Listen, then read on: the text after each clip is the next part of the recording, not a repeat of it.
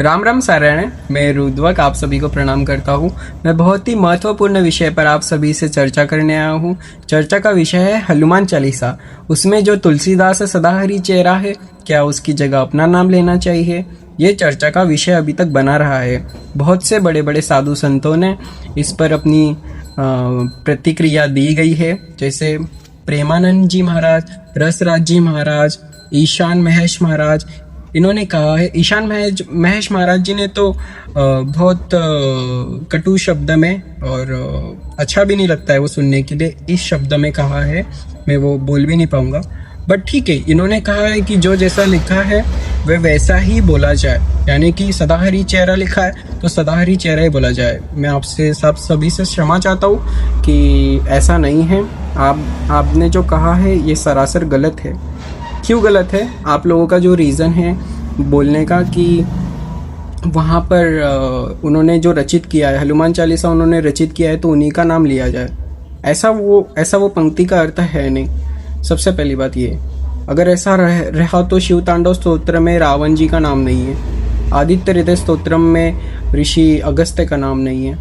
ठीक है, तो वो जो हनुमान चालीसा है वो प्रभु की स्तुति गाने के लिए होता है, ना कि उसमें अपना जोड़ा जाए। ठीक है, वहाँ पर जो पंक्ति का मतलब है, तुलसीदास सदाहरी चेहरा का मतलब है कि हे प्रभु तुलसीदास, ये जो आपका दास है, आपके चरणों में सदा आपका दास बना रहे, आपकी वंदना करता रहे। ये वो पंक्ति का अर्थ है, ना कि उन्होंने वो रचित किया है। ठीक है, कोई भी रचयिता खुद को अमर नहीं करता है, उसके साथ वो ऑलरेडी अमर है, हम सभी को पता है, उन्होंने लिखा है। प्रभु के साथ वो खुद का नाम नहीं जोड़ सकता। ठीक है, उसमें वंदना की जाती है प्रभु की। शिव तांडव स्तोत्र में वंदना की गई है शिव की। आदित्य हृदय स्तोत्रम में अगस्त्य ऋषि का नाम नहीं है, और हनुमान चालीसा में हम उनको अपना नाम लेकर बताना चाहते हैं कि प्रभु हम आपकी वंदना कर रहे हैं, ना कि जो तुलसीदास जी है उनका नाम वहाँ पर लेना चाहिए। नहीं लेना चाहिए, नहीं ले सकते आप खुद का नाम लेना चाहिए वहाँ पर, क्योंकि जो शतबार पाठ करे जो ही छूटे ही बंदी माँ सुबह, जो यह पढ़े हनुमान चालीसा होए सिद्धि साकी गौरी सा। तुलसीदास सदाहरी चेहरा, वहां पर आपका नाम लेना है, जो यह पढ़े हनुमान चालीसा। जो अभी प्रभु को थोड़ी पता है कौन पढ़ रहा है, तो आपका जो श्रेय है, आप जो बोलोगे वो हनुमान चालीसा जो बोल रहे हो वो तुलसीदास को समर्पित होंगी। क्या ऐसा हो सकता है? नहीं ना। आप पढ़ रहे हो तो ये आप पे समर्पित होनी चाहिए, तो आप पढ़ रहे हो तो वो आपका नाम लिया जाएगा वहाँ पर, ना कि तुलसीदास जी का। ठीक, राम राम सारायण। आप इस पर चिंतन करिए, थोड़ा सा लॉजिकल थोड़ा समझिए मैं जो कह रहा हूँ। अगर ऐसा है तो शिव तांडव में हुआ करता था, उनका रावण जी का नाम लिया जाता था। आदित्य हृदय स्तोत्रम में अगस्त्य ऋषि का नाम होना चाहिए था।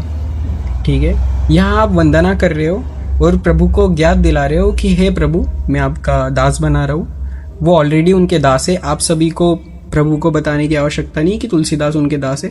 यहाँ पर आपको दास बनना है, ना कि तुलसीदास, वो ऑलरेडी दास है उनके। आपको यहाँ पे अपना नाम लेकर उनका दास बनना है और उनको बताना है हे प्रभु अतुल दास सदाहरी चेहरा, शिवम दास सदाहरी चेहरा।